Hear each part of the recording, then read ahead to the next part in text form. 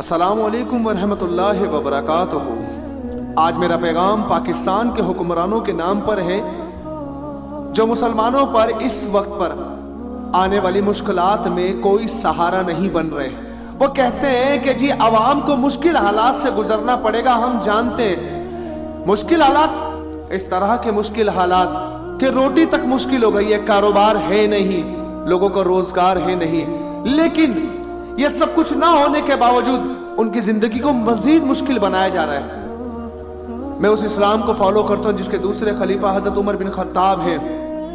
حضرت عمر فاروق رضی اللہ تعالیٰ کے دور وقت کے اندر ایک ایسا ہی مشکل وقت آ گیا، وہ زیتون استعمال نہیں کرتے تھے، لیکن جب آقا کی امت پر مشکل وقت آیا تو انہوں نے اپنی زوجہ کو کہا کہ آج کے بعد گھر میں جو بھی کھانا پکے گا وہ زیتون میں پکے گا۔ انہوں نے کہا ٹھیک ہے، بچے اور ہم تو کھا لیں گے، پھر آپ کیا کریں گے؟ انہوں نے کہا عمر بھی وہی کھائے گا جو تم لوگ کھاؤ گے۔ انہوں نے یہ کھانے کا فیصلہ کیا۔ جب ایک شخص کو کچھ کھانے کی عادت نہ ہو اور وہ اس لیے نہ کھائے کہ اس کے جسم کو وہ چیز سوٹ نہ کرتی ہو تو یقیناً وہ کوئی نہ کوئی پرابلم کریٹ کرتی ہے۔ پیٹ میں گڑ گڑ کی آوازیں نکالنا شروع کر دی۔ حضرت عمر بن خطاب اپنے پیٹ سے مخاطب ہو کر کہتے ہیں کہ جتنا چاہے شور کر لے، جب تک میری آقا کی امت کے پاس گھی نہیں پہنچے گا نا تجھے گھی نہیں کھلاؤں گا۔ یار آپ کے پاس کون سا سرٹیفکیٹ ہے؟ ان کے لیے تو دنیا میں جنت واجب ہو چکی تھی، راتوں کو بیٹھ کر روتے تھے حضور کی امت کے لیے، کیونکہ حضور کی امت کا جواب دینا اتنا آسان نہیں ہوگا۔ کس قسم کے آپ لوگ حکمران ہو، اور اگر آپ سے یہ منصب نہیں سنبھل رہا تو خدا کے واسطے اتر جاؤ اس سے۔ لوگوں کے پاس کھانے کو روٹی نہیں ہے، لوگوں کے جینے کے وسائل کم پڑتے جا رہے ہیں، اب کیوں بیٹھو اس تخت پر؟ کس نے تمہیں بٹھایا؟ صرف اپنی سیاست، صرف اپنا منصب، صرف اپنی ذات، اپنا تکبر۔ کبھی آپ نے سوچا کہ صرف پاکستان کے ایسے حالات کیوں ہیں؟ پاکستان کی ویلیو پیسے کی اتنی کیوں گر گئی؟ کیونکہ آپ کے عیش و عشرت، آپ کا شاہانہ طریقہ زندگی نہیں بدلا۔ اگر آپ کو یہی لگ رہا ہے کہ یہ بوجھ عوام نے سہنا ہے تو مجھے دکھاؤ نا سب سے پہلے کہ تم نے اپنی چیزوں کو کتنا کم کیا، کہ آپ نے پروٹوکول، آپ نے ساری چیزوں کی مراحت بند کر دی۔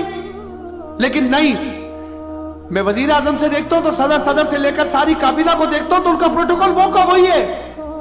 اس پاکستان کا ایک عجیب نظام نہیں ہے، پی ایچ ڈی کرنے والا دھکے کھاتا ہے اور ایک ان پڑھ جس کے پاس ڈگریاں بھی جالیوں و اسمبلیوں میں جا کے بیٹھ جاتا ہے اور وہ قانون سازیاں کر رہے ہوتے ہیں۔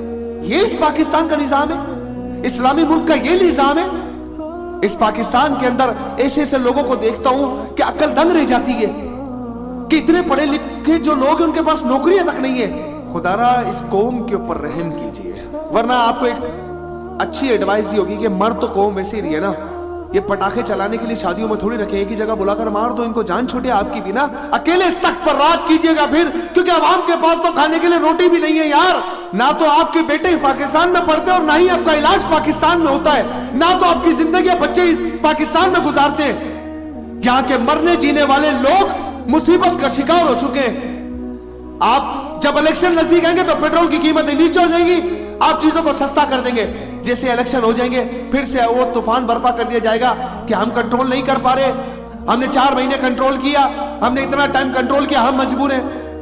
یاد رکھنا ایک بات، تم حضور کی امت کے ساتھ جو مذاق کر رہے ہو نا، اس کا حساب تمہیں دنیا میں بھی بڑا سخت دینا پڑے گا اور تمہیں آخرت میں بھی بڑا سخت دینا پڑے گا۔ اس لیے میں تمام حکمرانوں کو یہ میسج دینا چاہتا ہوں کہ خدا کا واسطہ ہے لوگوں کے لیے آسانیاں پیدا کرو۔ لوگ مر رہے ہیں، لوگ اپنے بچے بیچ رہے ہیں، لوگ دریاؤں میں چھلانگے لگا رہے ہیں، خدا کا واسطہ ہے اس قوم کے حال پر رحم کرو۔ اگر آپ تبدیلی دکھانا چاہتے ہو نا، آپ بدلاؤ دکھانا چاہتے ہو، اوپر سے دکھاؤ کہ وزیر اعظم ایک غریب ملک کا وزیر اعظم ہے، وہ کس چیز کا ڈر ہے آپ کو؟ یار امریکہ کی سڑکوں پہ میں نے آپ کو پیدل چلتے ہوئے دیکھا یار، تو پاکستان میں کون سا ایسا معاملہ ہے کہ آپ کی جانوں کو خطرہ ہے؟ خدا کی قسم میں سچ کہتا ہوں، تم خود مرتے ہو اس تخت کے لیے۔ اگر ایسا نہیں ہے تو مجھے بتاؤ نا کہ 70 سالوں میں پاکستان میں الیکشن کا سسٹم کیوں ٹھیک نہیں ہو سکا؟ کیونکہ اپنے من پسندی کے بندے بٹھانے۔ کون سی حکومت کے اندر تم عوام کے ووٹ کو آنے دیتے ہو؟ تمہیں لگتا ہے تم نے یہی رہنا؟ یاد رکھنا، شداد بھی نہیں رہا، نمرود بھی نہ رہا، فرعون بھی نہیں رہا، سب مر گئے تمہارے تختوں کے نیچے دیمک لگائے۔ اگر تم مسلمانوں کی قوم کو ختم کرنے کے اوپر انہیں بدحالی کے شکار میں لگے پڑے ہو، تمہیں اللہ کے عذاب سے کوئی نہیں بچا سکے گا۔ میں نے کہا نا، अगर तुम इतने नेकोकार हो तो फिर ऊपर से बदलाव दिखाओ हमारे को, हम भी तो देखें कि तुम सड़कों पे पैदल चलो, तुम ये शानदार जिंदगी छोड़ो। इसके बाद में पैगाम सिर्फ अपने मुसलमानों को देना चाहता हूँ, पाकिस्तानियों को देना चाहता हूँ, खुदा का वास्ता है तुम लोगों को यार, अब तो आंखें खोल लो यार। एक जाता अपनी बेटी लाता है, दूसरा जाता अपना बेटा लाता है, यहाँ पर पाकिस्तानी कहां पर है, मुसलमान कहां पर है, सिर्फ अपनी जात है यहाँ पर। खुदा का वास्ता है आप लोगों को यार, अपने हाल पर खुद रहम कर लो यार, वरना ये आटा भी नहीं देंगे आप लोगों को, आपके लिए रोटी खाना मुश्किल हो जाएगा।